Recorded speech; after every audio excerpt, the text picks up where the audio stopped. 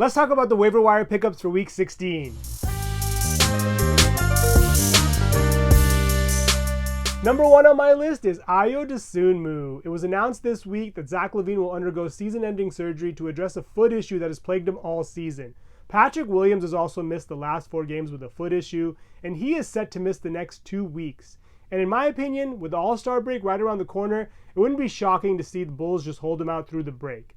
Ayo Dosunmu has already been kind of a pickup over the last couple of months, but with both Williams and LaVine now out, he is a must roster and also a must start.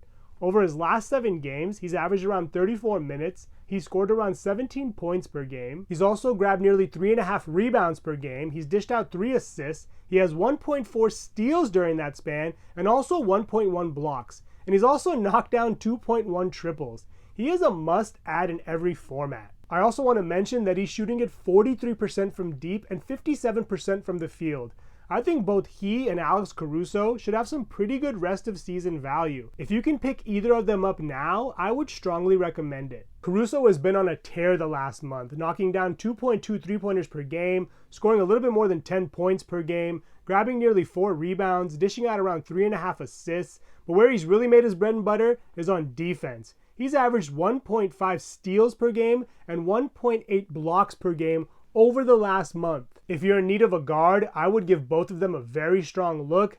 I think they're going to have a lot of good value while Patrick Williams is out, but in my opinion, like I mentioned, I think they have some good rest of season value. Next on my list is Paul Reed. The former G League Rookie of the Year and MVP has a big opportunity in front of him. With it coming out that Joel Embiid has a meniscal flap tear, he's going to be out for the foreseeable future, at least while he's weighing out his treatment options. In comes Reed. Reed, in 12 starts this year, has looked pretty capable. He's averaged around 25 minutes in each of those games, and he's scored around 11 points, he's grabbed around 7 rebounds, dished 2 assists out, gotten 1.1 steals and 1.3 blocks. And he's also knocked down half a 3-pointer per game, so he's going to help you everywhere. He's definitely very capable. I think while the 76ers are still adjusting to life without Joel Embiid, there may be a bit of a lull period where they're shifting lineups around a bit, but I think Reed will definitely settle down sooner rather than later, and he should have some really good value, especially while Joel Embiid is out of the starting lineup.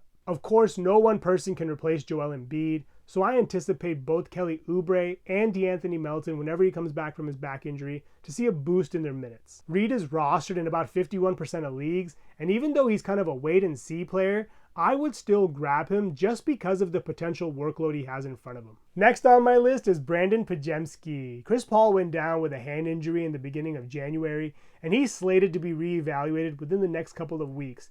But with that being so close to the All-Star break, it wouldn't be shocking to see the Warriors just hold him out until after the break. While young, Podziemski has already proven that he belongs in this league. And he did start off a little bit slow when Paul first got hurt, but over his last 7 games, he's really seen a good increase in his workload. He's averaging around 32 minutes a night. He's scoring around 10 points per game, grabbing 6 rebounds, dishing out 5 assists, and he's getting around 0.7 stocks per game. We definitely would like to see that defensive production go up a bit, but while he's getting over 30 minutes a night, it's going to be hard not to start him. It also helps that Andrew Wiggins unfortunately went down with an ankle/foot injury in the last game and is slated to miss at least 1 more game. My hunch is they may even hold him out through the All-Star break if it's severe enough. Podziemski was already solidifying his place in the rotation, and if he can improve on his 3-point shot and increase his defensive production, he may supplant Wiggins in the starting lineup. The Warriors have finally seemed to come to terms with the fact that if they want to stay competitive, they have to continue to keep their young players involved. We've already seen some of the vets come out and say they're passing the torch to the younger players, and that has done a lot for the team. We've seen Jonathan Kuminga really turn it up in the last month, and it wouldn't be shocking to see Podziemski's role stay pretty solid throughout the rest of this year. He's only rostered in about 33% of leagues, and if you're looking for a combo guard that won't really give you too many 3-pointers or defensive stats, I would give him a look. Last on my list is Precious Achiuwa. The Knicks have won 9 straight games and have won 14 of their last 17 games. They have a case for being the best team in the NBA right now. And this is without Julius Randle, Mitch Robinson, and OG Anunoby. Anunoby should return to the lineup pretty soon. He's dealing with an elbow injury and has missed the last 4 games. But Randle should be out for at least 3 weeks. It wouldn't be shocking to see him out a little bit longer.